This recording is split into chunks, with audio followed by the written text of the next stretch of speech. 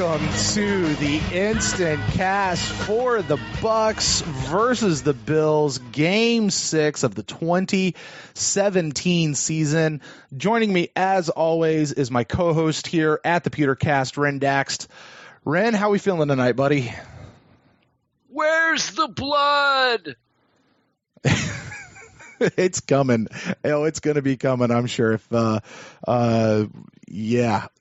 some of these replies and stuff that's happening out there in the world of social media.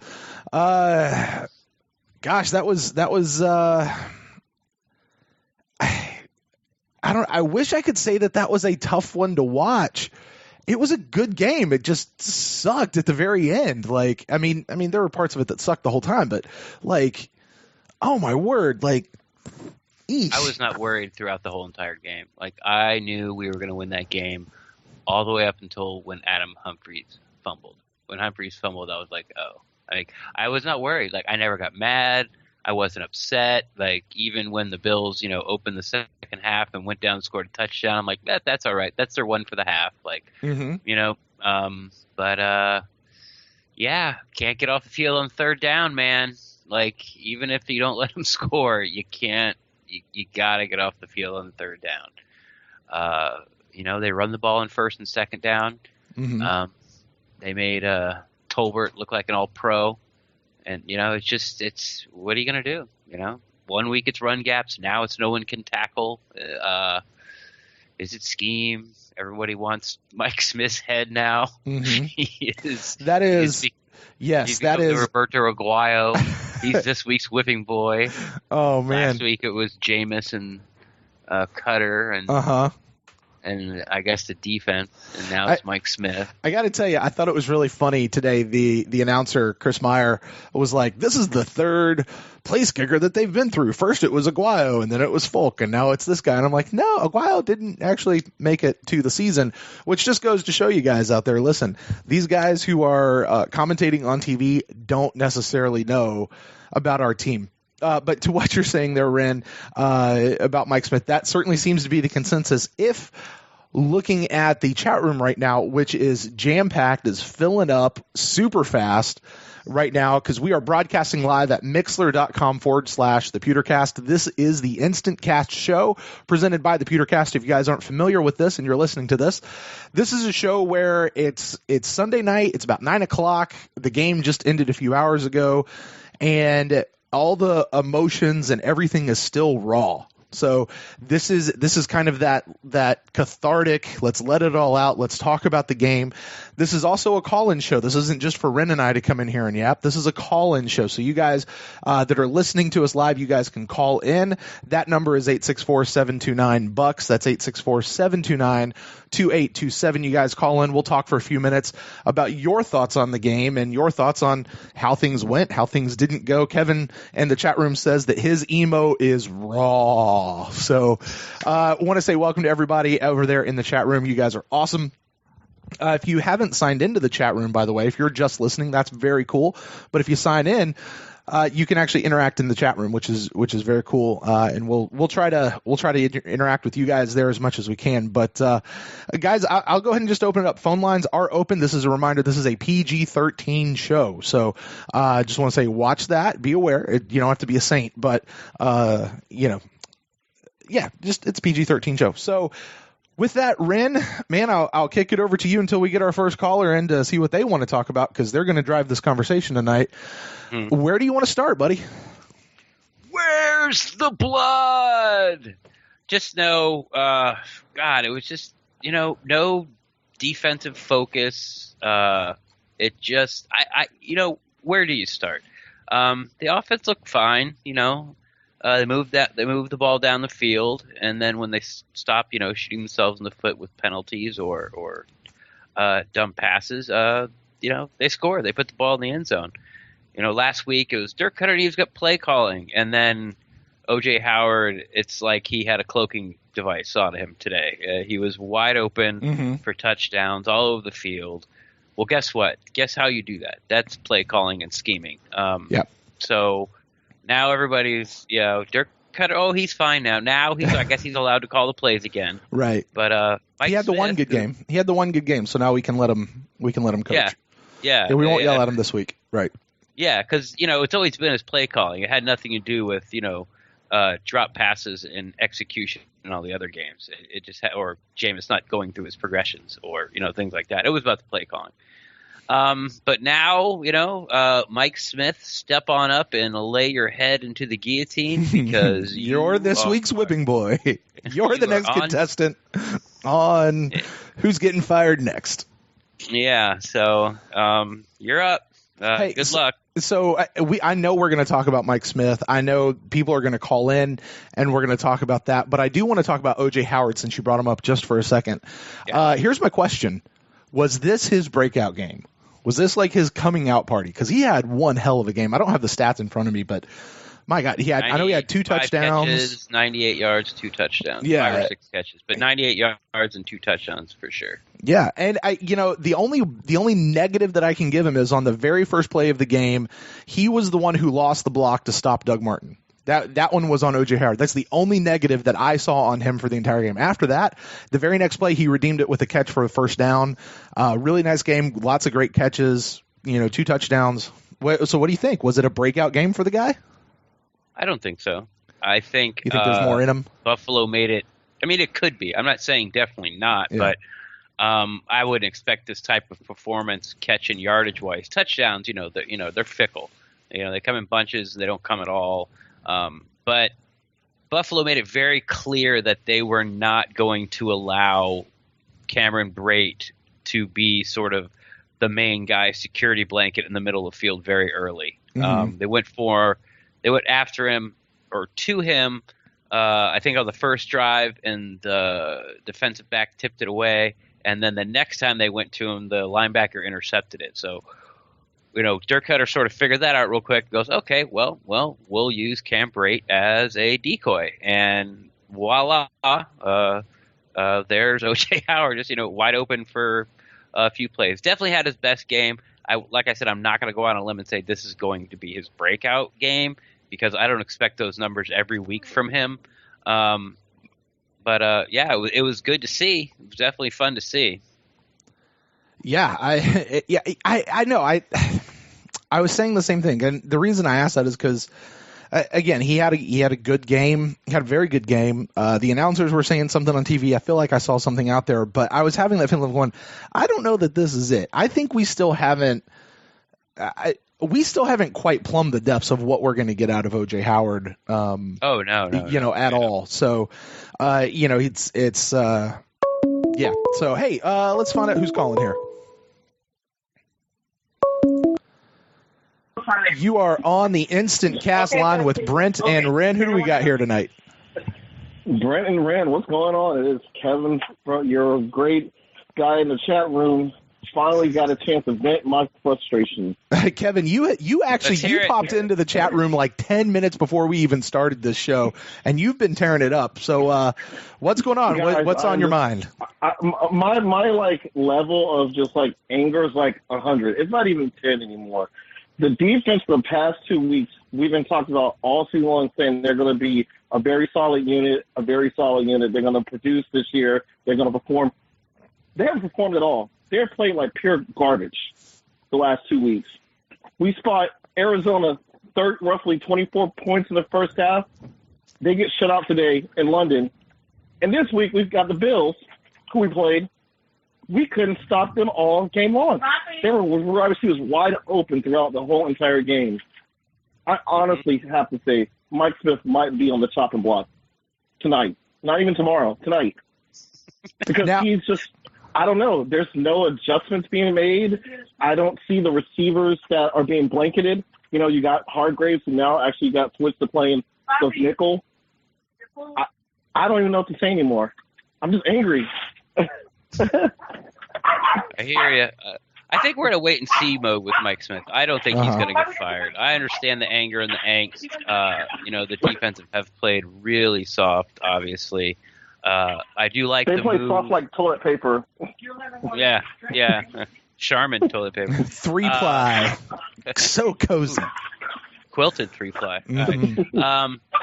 But, you talk about adjustments, well, and then you talk about Hargraves. Well, there's one. Move Hargraves to slot. He looked a lot better. He wasn't a world beater, but, he looked a lot better.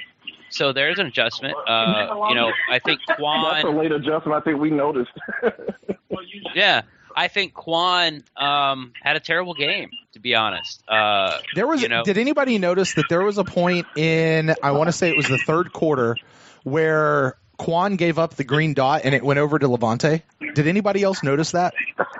I couldn't tell. Like with the camera views, I couldn't notice that he actually switched the line calls to Levante at all. And Levante played a very solid game. He stepped up this week. He did. We got to realize.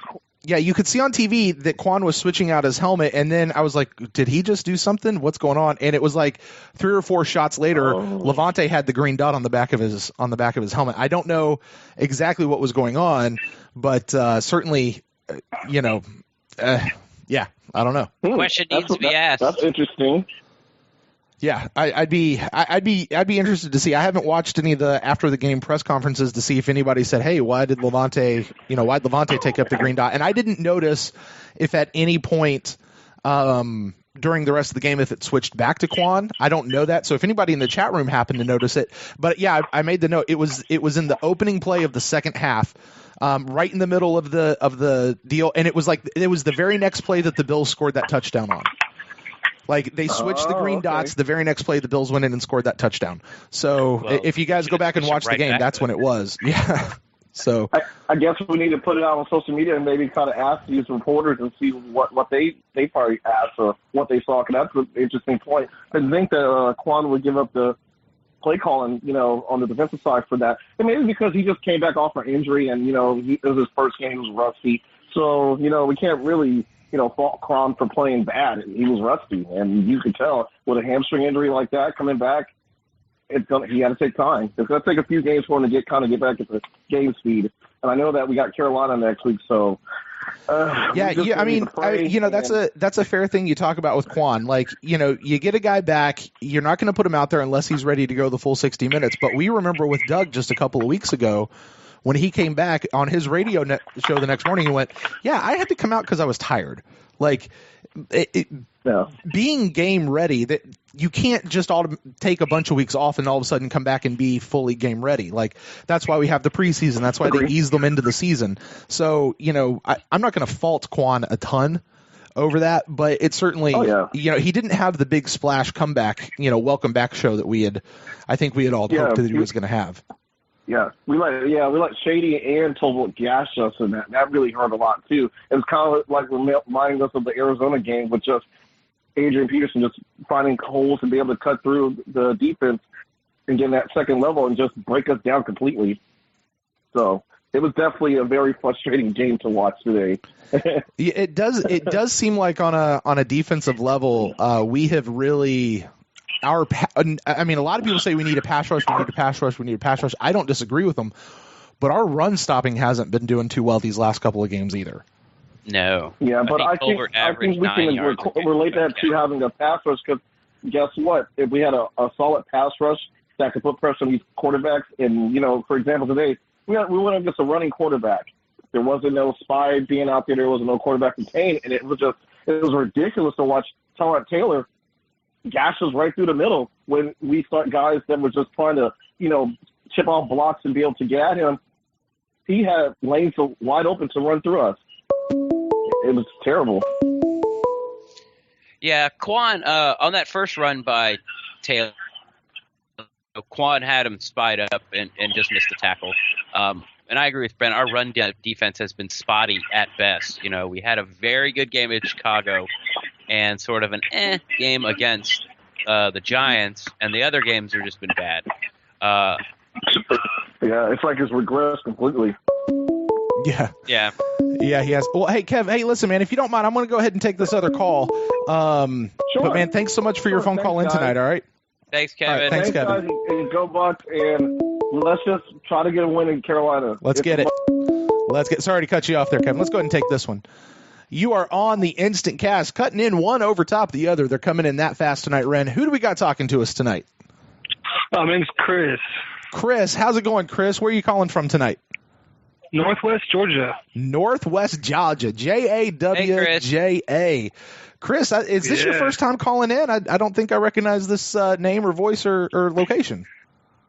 Yeah, no, first time calling in. I've been following y'all's cast for a while, and I'm kind of getting to a point where I'm like, I got to say something.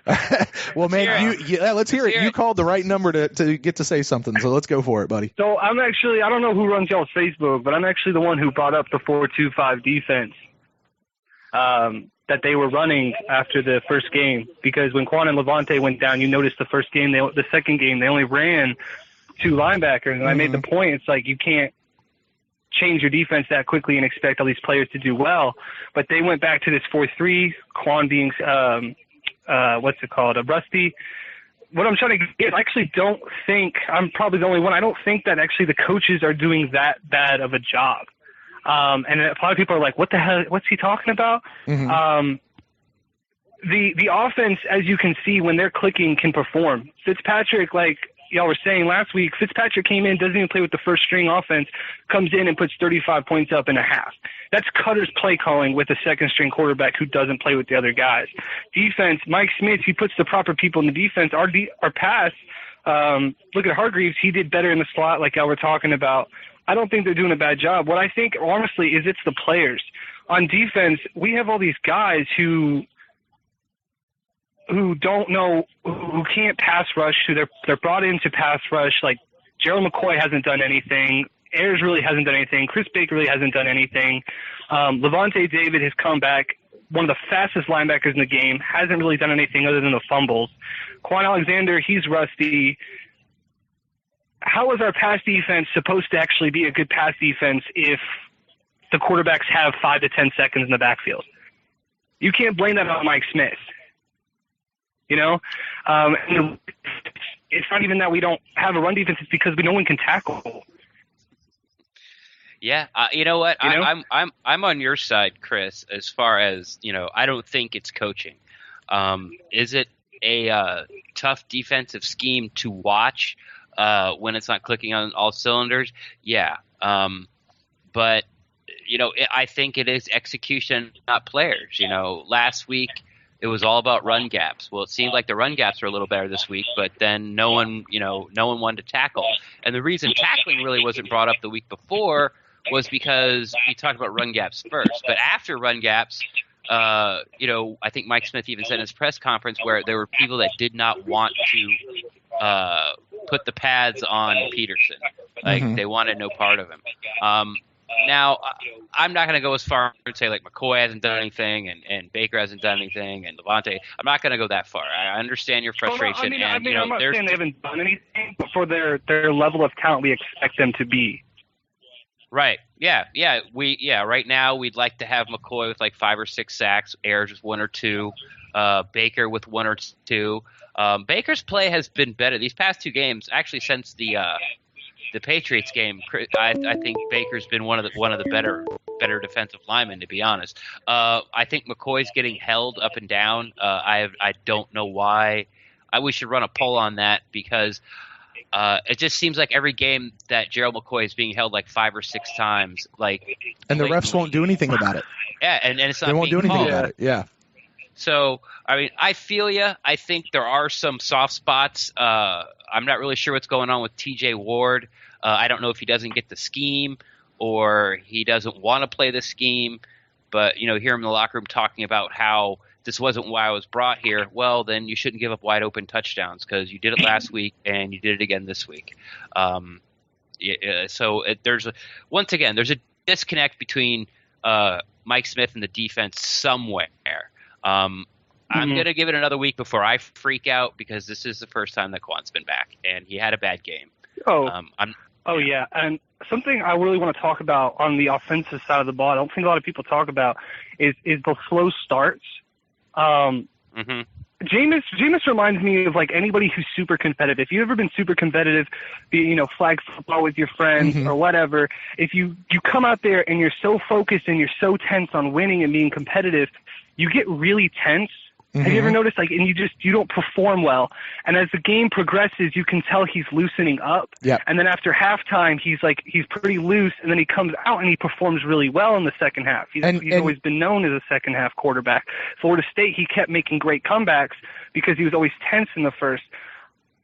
Is it nerves on Jameis Winston nonstop in the first half just because it's like he has to win? He has that like rush to win. I mean, the dude was almost crying after his. I mean, I would too. He was almost crying at his press conference because he wants to win.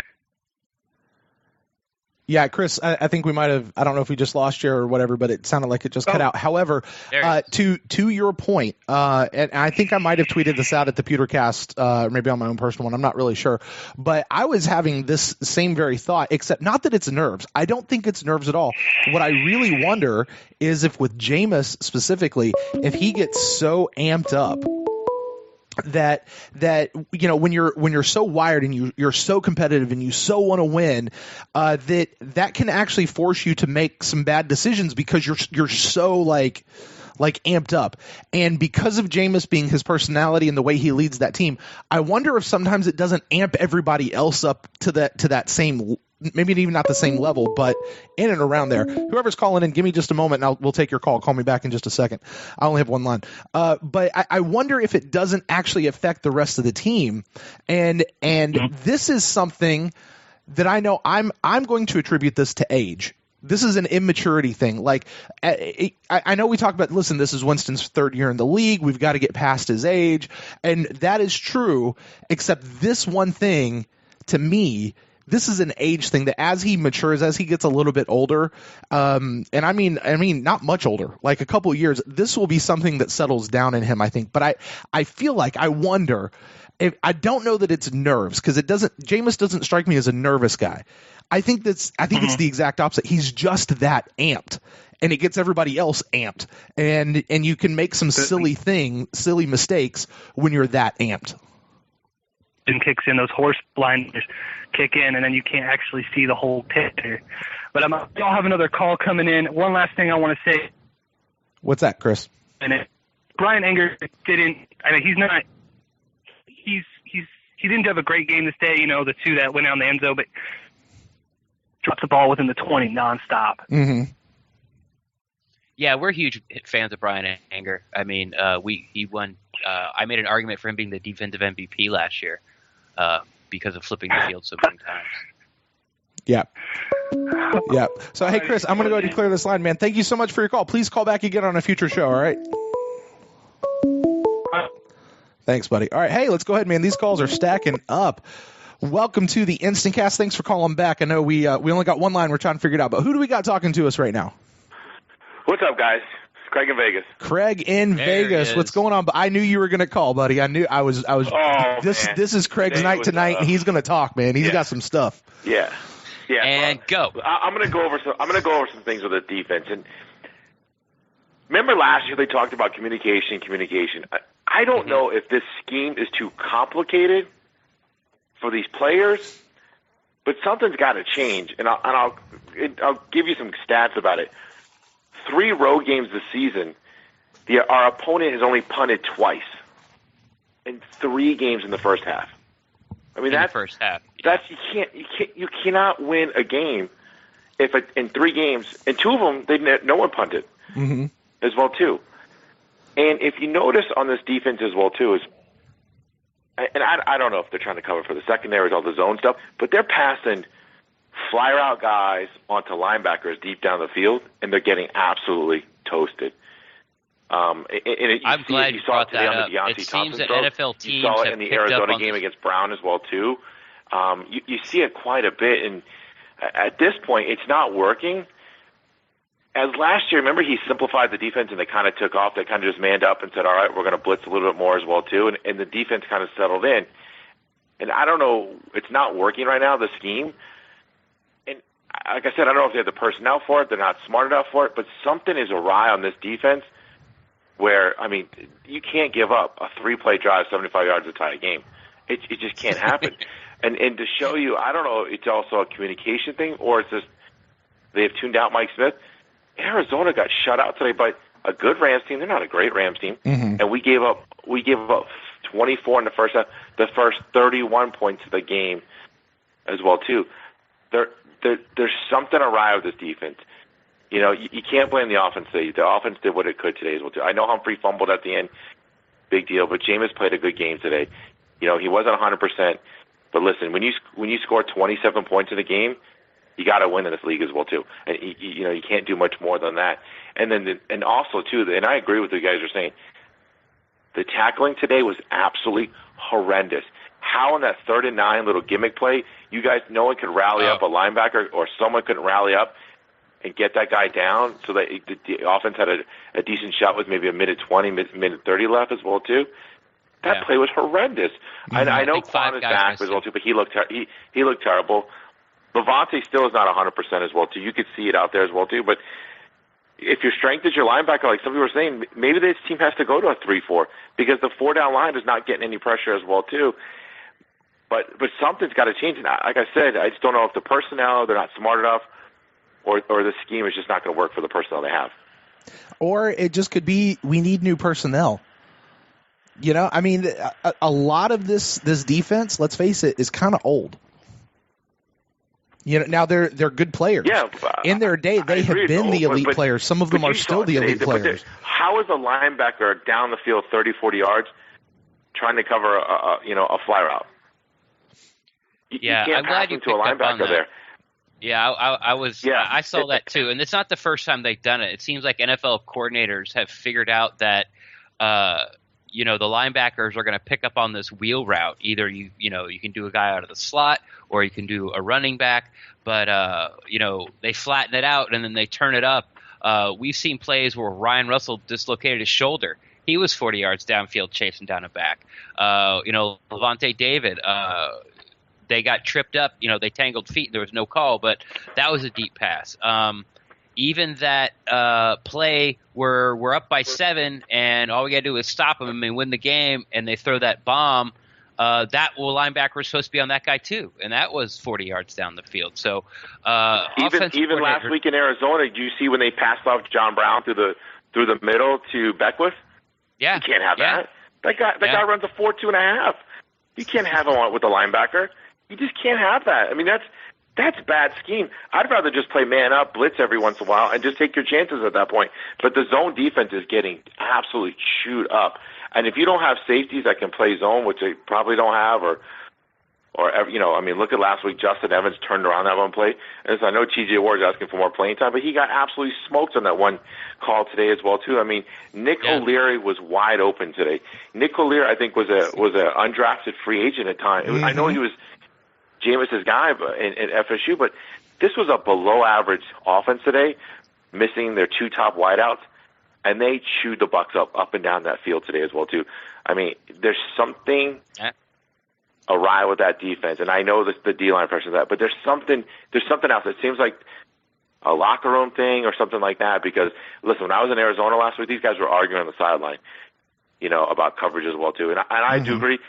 I can't believe the whole game, the Bills went without one holding call. As much as they run the ball, there were at least a handful of calls you could have easily called holding on that team as well too. Yeah, if they called that phantom hold on Donovan when they threw that 50-yard ball, the DN was falling down on that play. You can't call a hold there. I'm sorry, you got to watch the whole play from start to finish.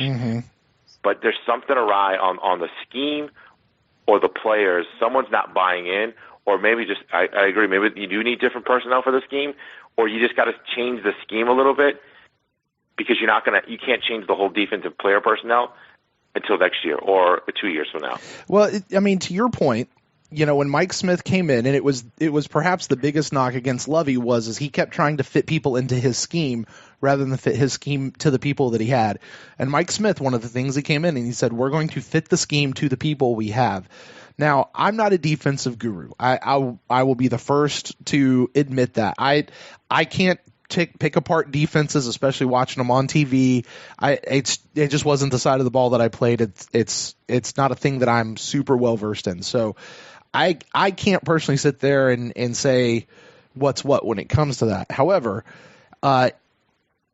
if it is true that Mike Smith is not playing to the strengths of the players that he has, then that is the thing that needs to change. And I'm not going to sit here and suggest that it goes to a 4-3 or a 3-4 or a 4-2 or, playing quarters or cover 1 through 8 or like whatever those schemes are. I don't know what all those are. I know what some of them are. I don't know what all those are. But simply to just say play to the strengths of your people. And honestly, I think that's what Dirk Cutter did really well today. I think that's why offense looked better today than it has in a while, because it felt like we were playing to the strengths of a lot of our guys. At least that's just the way it felt to me. Defense until today, it only allowed an average of 15 points a game. They only allowed 2 touchdowns all year, and and the Bucs, were able to move the ball at will. And you look at Doug Martin. He adjusted. You look at Doug Martin. His stat line is going to read something like 2.6, maybe 2.7 yards per carry or something like that today, which isn't great. But when you go back and you look at his runs, he was either running for like 8, 9, 10 yards a carry, or he was getting stuffed behind the line for whatever reason. And so that's gonna average him out. But I mean, he was running for the most part really, really well. And when a running back gets stuffed behind the line of scrimmage, that's not the running back, in my opinion.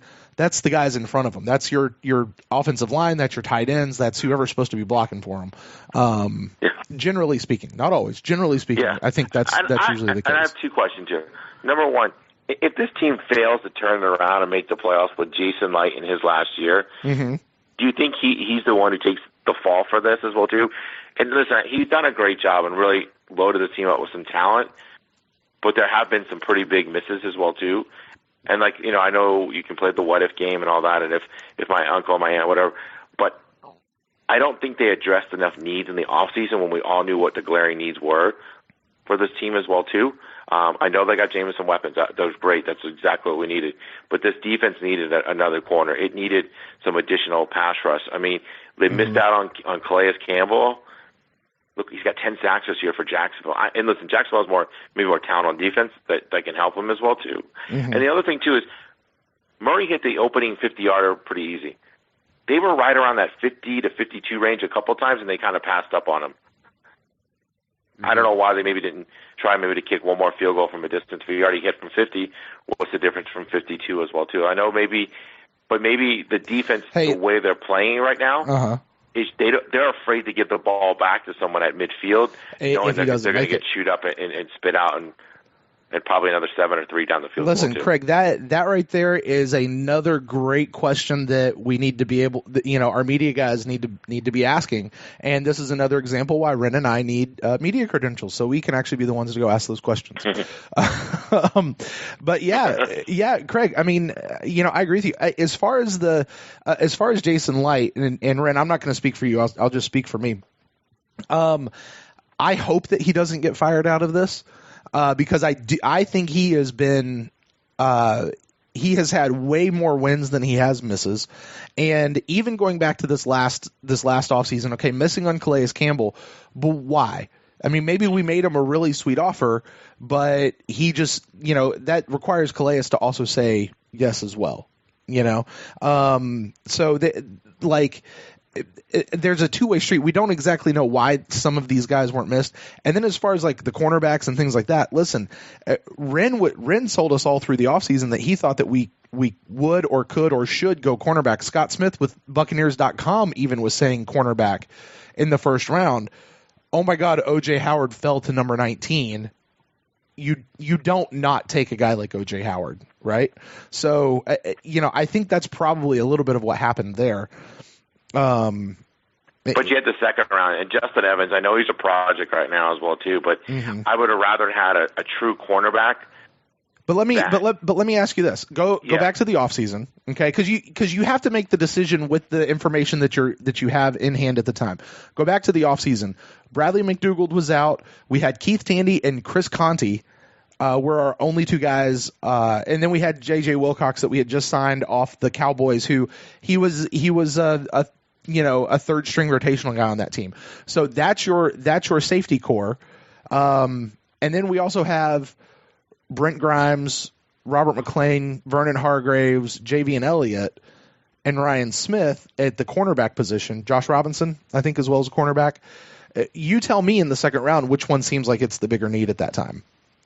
To me, it sounds like safety. Corner, and the reason is with Grimes' age, with Hargrave still learning as well too, and Ryan Smith's a project. I liked Elliott last year. I don't know why he's not on this roster as well too. They, I know they had at the time still coming back was Ajay Bareem. Hey Jude was coming back as well too. He didn't make this roster as well too. Those other guys, they've bounced around for a little bit as well too. I think you could have addressed in a trade or like it did. They got T.J. Ward, and it still hasn't worked out either as well too. But is the safety been that big of a deal? Or to me, I think the more glaring issue has been the corner play as well this year as well too has been really, really subpar. And listen, what are you going to do after this year if you don't re-sign Grimes, or let's say Grimes just hangs him up? I mean, we saw the Snapchat out there with Miko saying 9 more games left, and who knows as well too with that. But if your best corner is 34 years old, everybody said Malcolm Butler was available in the offseason as well too, because the Saints thought they were going to nab him from the Patriots as well too. Listen, if Malcolm Butler was available and you think you're close, I don't understand. If you give up a second or third round pick, I would have done it.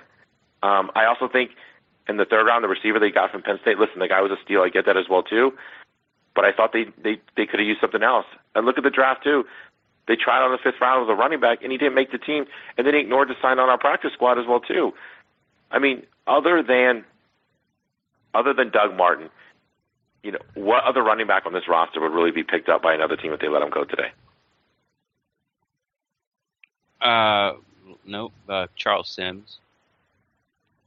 Twinkle Toes will be a slot receiver somewhere else, I think, to be honest. But remember, Charles Sims was also drafted ahead of Devontae Freeman, to show you how big of a miss they missed in that draft as well too. Listen, I know Jason's won more than he's lost, but I'm saying this offseason they addressed some needs, and I know you can't address them all, but I thought, listen, there was a couple of things out there they could have done a little bit different from, even Marlon Mack, someone who sits in your own backyard for USF could have been a good pickup for the team. I think he was a 4th round pick this year as well too.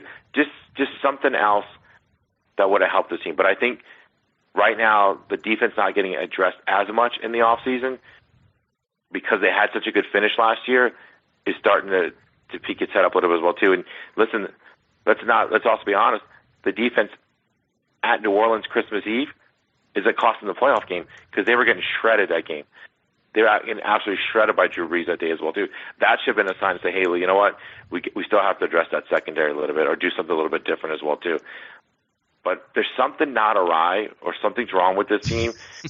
Just the way it plays, the way it laid down last week as well too. I know they rallied up in the second half, but there's just something, there's something not right in that locker room right now. I can't put my finger on it, but you could sense it when you watch this team play a little bit. There's just something not right out there, especially on the defensive side of the ball. I'd say more so. Yeah, I feel you. I don't know what to tell you. To answer all those questions you asked, I'll try to do it very quickly. Jason Licht should not be fired. I think Dirk Cutter wanted to pin the Bills deep in their own end instead of giving them the ball at the 50-yard line, because at the time it was still early enough where you did not know that the Bucs defense was just going to get him shredded. It was definitely a flip the field part. I think Jason Licht addressed everything he could in the offseason. People talk about Calais Campbell. Brent said the other person has to say yes. You talk about Malcolm Butler. Well, Malcolm Butler's still playing for the Patriots. I mean, he didn't go anywhere. How are you going to talk about, we should have gone and got Malcolm Butler? Well, the Patriots didn't let him go. Like, what? You don't know what goes on. Like, what do you want to do? They thought their pickup as far as a cornerback this year was going to be Ryan Smith. That was like a draft choice. They went out and got 3 safeties. Actually got 4 safeties. They had to sign Conti too. They signed Chris Baker. They were supposed to have Jacquise. Yes, Jacquise Smith. He was supposed to come back. He didn't. And Hey Jude was supposed to be back as well. Yeah. So I hear you, but this is all things that now that this has happened, it's like, oh, hey, why didn't you address it? Well, he did. It's just not working out right now. And it may never, but hits and misses. Like I think Jason Licht can and his staff can spot talent. And I mean, look, we got Godwin. Everyone likes him. We got OJ Howard. Everyone likes him. Justin Evans seems to be, well, at least he's good enough where he's splitting time with TJ Ward, a guy with a Pro Bowler. He's so mad he's not playing, but the Bucs, the coaching staff thinks that he's good enough to split time with him. And then you got Beckwith, who's, this another huge surprise in the 4th round. The only person that did not make the team was McNichols. Tuiko Vatu's still on the team. And I think that's it. Mm-hmm. Might be missing one. Mm-hmm. So, I mean, I feel you. I think there's something a little miss there too, but I can't put my finger on it. But I don't. I think Mike Smith is trying to very hard to get. He likes to do the scheme to fit the players' abilities. I don't know if they figured that out, but I did like when you say it might be too complicated, because it does seem that other players that come over here defensively take a long time sort of to get up to speed. Mm-hmm. And you see it sort of week after week in the NFL where one guy comes on and like we just had it, Adrian Peterson, he was in the camp for 4 days. He seemed to caught on just fine. That receiver that went for over 100 yards against us from Buffalo, he'd been in camp for 4 days. They picked him up off the street. Yeah. Mm-hmm. So I think there's really something to that about you saying it might be too complex. I don't know. Like, I don't know. I have no answers for you except the ones that I gave. It's frustrating, and it was a and I agree with you. It may be too because from 14 rows back last week in Arizona, you could see guys arguing on the sideline. McLean and all these guys arguing like who's passing here, who's passing guys off between zones as well too. And there's arguments you can see that as well too. And like I said, something's got to change quick because your season's circling the drain. You're 2-5. You can pretty much probably flush it. If you start to win some division games, you can get back into this thing as well too. Yeah, I mean everyone's freaking out, and they should. But listen to this. New England's beating Atlanta 10-0 right now. Okay, let's say New England wins this game. The Bucs win their next 2 games. They're 1 game out of first place. No matter what anybody else does, the Bucs win their next 2 games. They're 1 game out of first place in their division. 1 game back. Who do we got now? We got Carolina and who else? Saints. Okay. Yeah, we'd be 1 game back.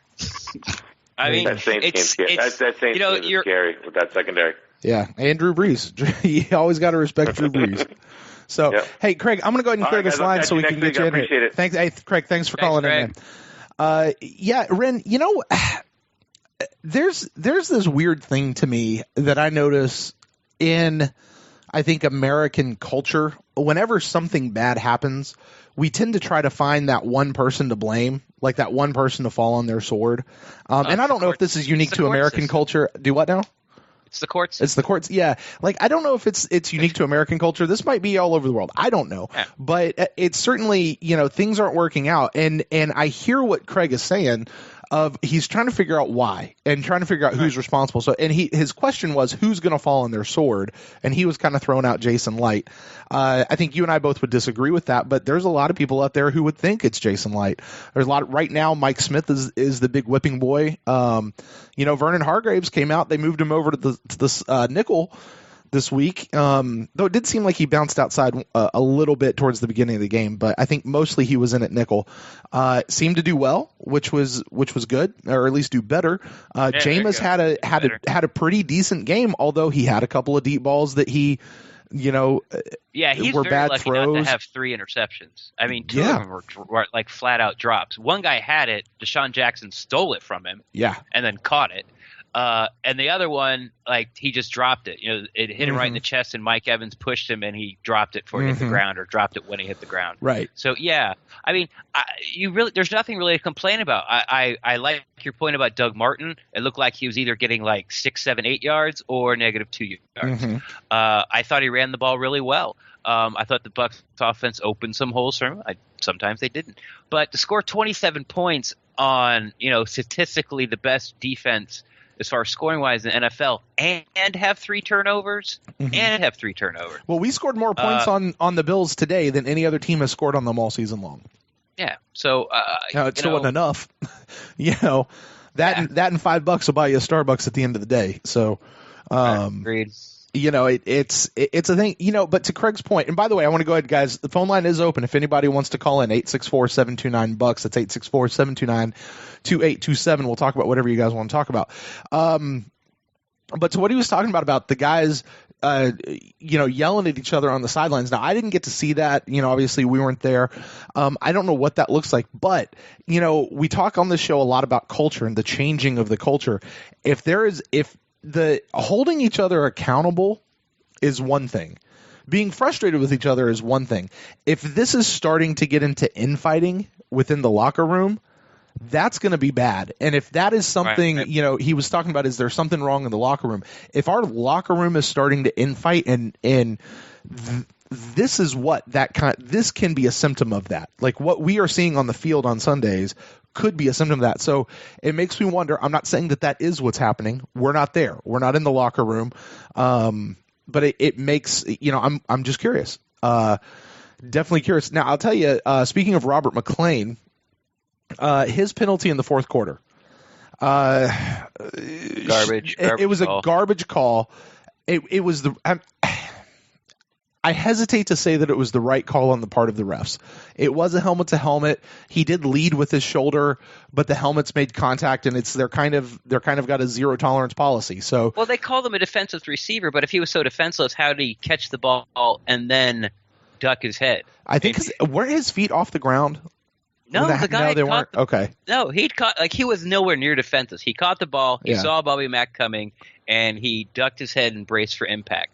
And that's what I do not like most about that rule is a lot of times it's the offensive player ducking their head, making the contact. It definitely did look like that. Yeah, but that doesn't matter. It's so what is Bobby McClain supposed to do? I mean, he has to tackle the guy, and then a play like that, where if he hits him hard enough, the ball comes out. I mean, that could be a game-saving tackle. So it was a garbage call. I could see why the refs called it. I still think even I don't think he was. It's a garbage rule. Can we at least agree on that? I like the rule. I do like the rule because it seemed like a while for there in the NFL, defenders were out there just to knock people out, and if a guy was exposed and the defender knew, he still didn't he didn't make the catch. He saw he didn't make the catch, but he had no problem in trying to knock the guy out, so that I understand they're trying to get rid of because I think that's a crap play anyway. Maybe when you're 12 or 13, it's fun because you're not big enough to hurt anybody. But you could, people have been paralyzed. Yeah, in the NFL from in the ahead. NFL, this is harder, big, a little bit guys. harder. Yeah. So I don't like that. So I like the rule. I just don't like this in the spirit which it's always sort of enforced, I guess. And I thought that was a crap one. I mean, like I said, I get it, but that's not why the rule's there. I would agree. For that type of play. I would agree. Hey, did you see the very next play after that Bobby McClain penalty? It's the one where Tyrod Taylor got a little had a little scramble, ran up. I think, and I'm big capital letters think that Kendall Beckwith got up to him and stood within arm's reach of Tyrod Taylor and just let him run away. He just stood there. Go back and watch the tape, see what it looks like. I think it was Beckwith, but he gets so close to him and doesn't actually reach out for the tackle for the guy. And Tyrod Taylor winds up doing a little shuffle and getting out of there like he did so many times today. Yeah, he's elusive. I do not remember. I remember a play where Tyrod Taylor sort of, did a fake handoff and he looks up and Beckwith's right in his face. And, he gave him a little a shimmy, a shaky, and sort of left him in the dust. But I don't remember a play where Beckwith just stood there and watched stepped out of his way and said right that way, sir, please go ahead. I don't remember that at all. But when we're talking about Beckwith, what about when he blew up that screenplay on one of the few times the Bucs defense actually did stop the Bills early?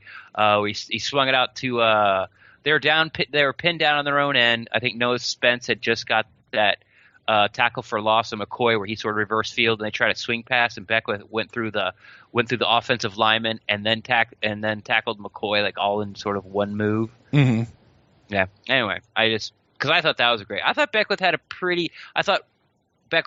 he had some splash plays. I don't know. I have to go back. I'm not going to say he had a pretty good game. I thought he had some splash plays. Well, so Beckwith, obviously he got to move over back to the Sam spot. Right. However, that spot tends to get split with a nickel cornerback. Looks like we had a new nickel cornerback this week. Let's talk about this guy for a little bit. VH3. How'd you think he did tonight? He did fine. He acted like he broke up some passes, but they were really bad passes by Tyrod. Like he got in there and had something to do with them. But, the coverage was tighter. So there was one, though, that was really pretty that he did, though. I will give him credit for at least one. He did a really nice job. The other ones I can probably go with you on. I'd have to go back and look at them. But there was one I remember having a thought of like, all right, Vernon, that's a good play. Like, that was a good play. Like, he got his hand up in there and everything. It was great. So, but the most encouraging thing for me is his stat line. I think it's like 1 tackle, 1 assist, which means that they're not throwing at him. Yeah. Or if they are, they're not completing him. Because I think they targeted him 4 times this game. Yeah. So if you're trying to hide him or, you think he's better where he's at, if either of those are true, it seemed to have worked. So, and I'll say this: I watched him. I watched for him all game. He was kind of the guy that I was laser focusing in whenever we were on defense. Right. Never once, the vast majority of the time, he was lining up almost on the line of scrimmage, and never once did I actually see him line up more than 6 yards off the ball or off the line of scrimmage. So, for all the complaints that we've had about Vernon, he's lining up 10 yards off the ball. He's he can't stay with his people. He was right there in their face today. Yeah. And I know that they moved him over. Slot, you have to be, or he'd get lost. Like your receiver get lost in the wash. The receiver just run picks with your own linebackers.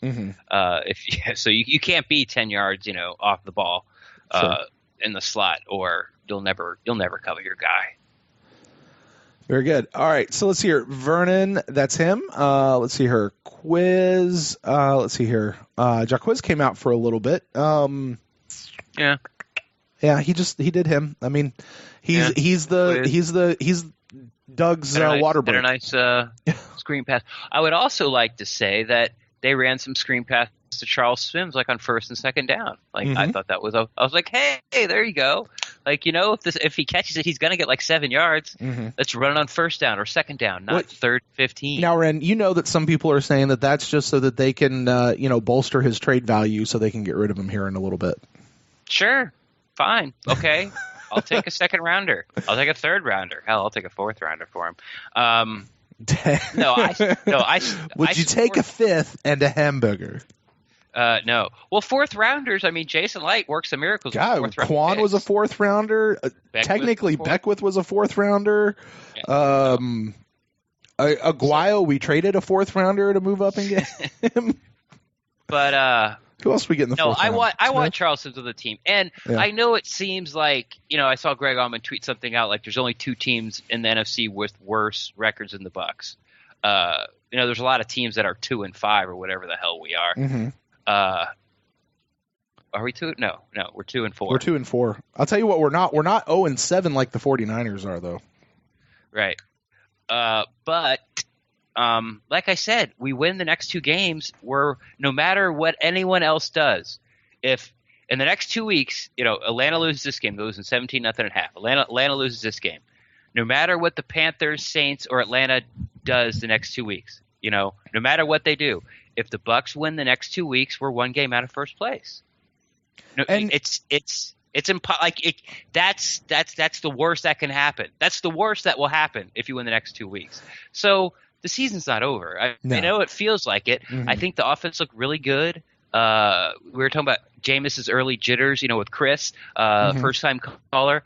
I think Jameis is sort of has really has that under control, at least for non-prime time games. He's still the Thursday night games, Monday night games, Sunday night games. He's still freaking out a little bit. But as far as just like, Sunday 1 o'clock, Sunday 4 o'clock, I think he's starting out fine. I think he's already gotten over that. So I will say this. Today, Bills came out playing aggressive, and I thought the Bucs were too. Like their opening drive on offense for the Buccaneers, I was really proud of these guys, and I thought that they were playing hard, they were playing fast, they were playing to win. I know they were going to no huddle for a little bit. Yeah. I mean, talk about coming out, opening aggressive and coming out doing that. Now, I can't speak a lot to the second, third. I wasn't paying attention to the aggressiveness by the time we got into our second and third series. But man, that opening series was really, really, really nice, I thought. Yeah, until Marpet, was it a hold, and then I don't know, we went backwards like 2 plays in a row. I don't remember. Mm-hmm. So talking about Jameis, I want to discuss this because no, they're not. I want to discuss this because I put something out there, and I heard it again, and I've made the comment before that when we talk about the commentators on TV can often say something that influences fans. And I hear it all the time. It's the commentator says something, and then all of a sudden the fans will start saying the same thing. Now, they may have the same thought. It may just validate it, or fans may be picking up on it. I know that it has certainly affected me before. The one I'm speaking about today is the throw where Jameis threw to Cam Brate. That was an interception. It was the one that was the interception. Yeah, the linebacker. And Moose gets on there. Daryl Johnson gets on there, and he's like, "This was a bad decision by Jameis. He's covered over the top, he's covered under the bottom, and he's trying to wing it in there." Guys, this is a play that Jameis and Cam Brate have made time after time after time. This is one of the few times it didn't work. This is one of the few times it came back to bite us for a touchdown. Yeah, that same coverage, that same look, Jameis winged it in there. Cam Brate actually had his hands on it. The dude just came in and ripped it out of his hands.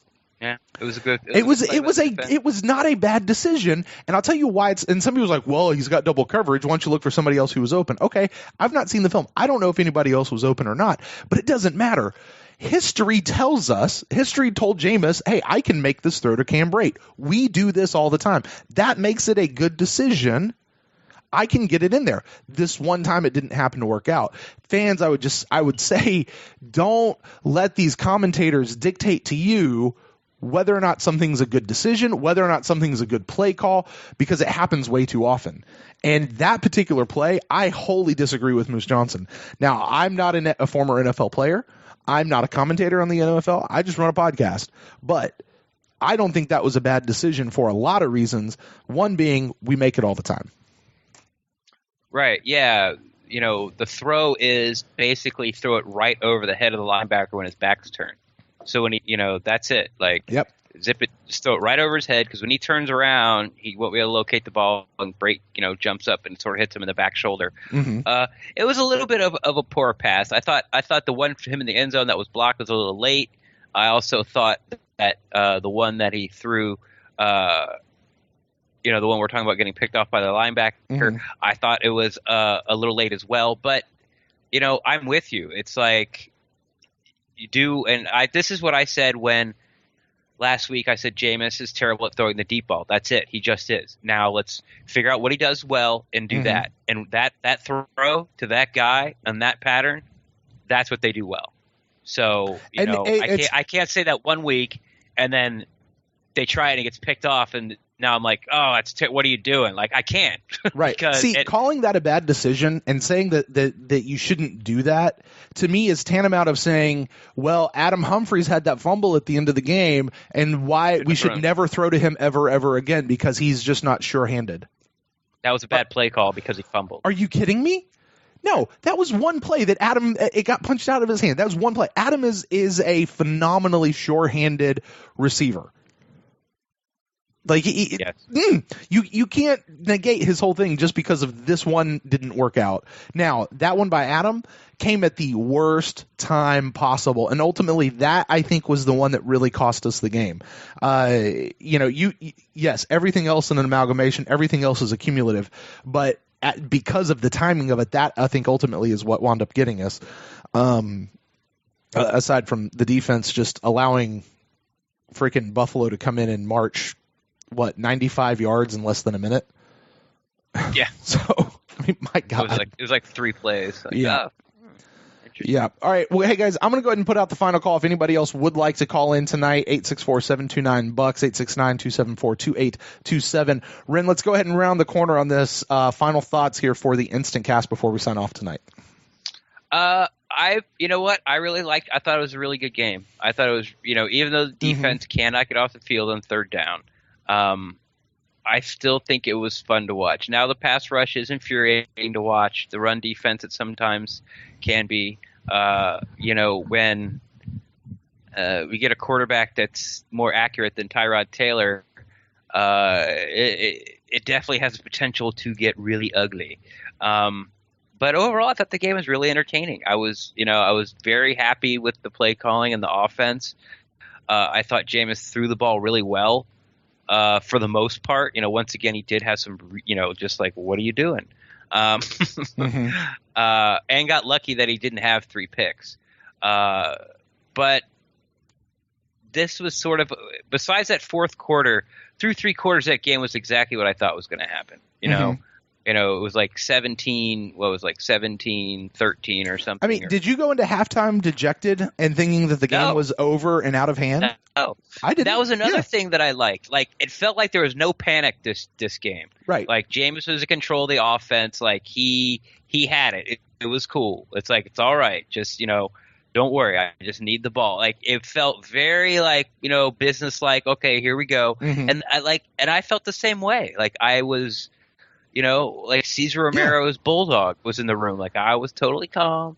Everything was good. I thought we were going to win the game. Even when Buffalo went down and tied it, I'm like, okay, well, we're going to win the game because Buffalo hadn't been able to stop us, going down the field. And let's face it, when the feet are put to the fire, that's when Jameis starts to shine.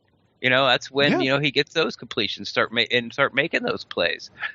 He's definitely, the needle is moving towards him making the plays now than like making a dumb play during that situation. His first year, a little bit of a second year would have been like, all right, 2 minutes left, let's go. It's like, you're sort of feeling like there might be an interception coming here. Like, let's, he's going to force something. But now, like I said, he felt totally in control of the offense all game long. I thought it was fun. And once again, I know I've said this twice, but really listen to this. It's halftime now, I believe, at the Patriots game, and the Patriots beating Atlanta 17-0. If Atlanta loses and Tampa wins their next 2 games, they're 1 game out of first place. No matter what else happens, it doesn't matter. That is the worst. That is the worst case scenario. You win your next 2 games, you're 1 game out of first place. Everything's fine. And let's put this into perspective. It's not fine, but it's not as bad. There is not a game yet a game that we have lost yet this year. No, with the exception of potentially hold on. With potentially the exception of the Minnesota game, because I still can't figure out what the hell happened there. But there's the Patriots game, the Cardinals game, and this game. We could have won all 3 of these games. And you could even say we should have won all 3 of these games.